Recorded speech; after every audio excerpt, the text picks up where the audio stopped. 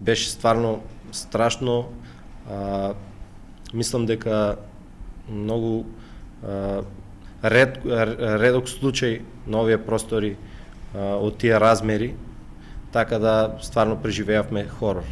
Вака Александар Николов се сеќава на таа кобна ноќ во дискотеката Пулс на 16 март.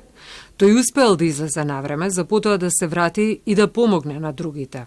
Во ниту еден миг, ниту јас, ниту моите пријатели не се сомневавме дека дискотеката во која со години со нетрпение ги чекавме викендите ќе биде причина за ваква трагедија, вели тој. Имаше многу голема паника. Стампедото што беше до вратта, имаше едноставно 200-300 луѓе еден до друг и само се гледаше како луѓето подаваа раци за да им се помогне, за да бидат извлечени од огнената стихија, и помагавме на кој можевме. Обезбедувањето исто така помагаше цело време, пожарникарите, од брзата помош луѓето што пристигнува.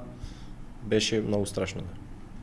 Денес Николов е еден од тимот на платформата Сапорт Кочани, во која волонтира како графички дизајнер. Вели дека во ниту еден миг не планира да ја напушти земјата и родното Кочани, кое во моментов со оваа платформа ја покажа солидарноста за семејствата на загинатите и повредените во пожарот. Донации доаѓаат од цел свет, најголем дел се од Македонија, вели Ненад Ристов, кој е дел од тимот програмери во Сапорт Кочани. После веќе 3 недели активна работа, можам да кажам дека имаме повеќе од 250.000 евра автоматски процесирани донации. Бројката е поголема од тоа што ние ги имаме процесирано, и голем дел од луѓето и не ни праќаат потврда дека имаат донирано. Сапорт Кочани и понатаму ги разгледуваат сите можности за како да се помогне на семејствата на повредените по периодот на рехабилитација, која може да трае подолго време.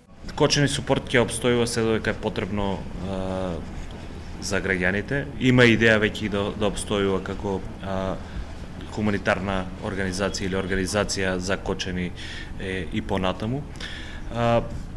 До кога не знам, али имаме план да обстојува долго време. Сапорт Кочани е интернет платформа која обединува повеќе организации, физички и правни лица кои имаат извршено донација на трансакцијските сметки на повредените и роднините на загинатите во несреќата во дискотеката Пулс.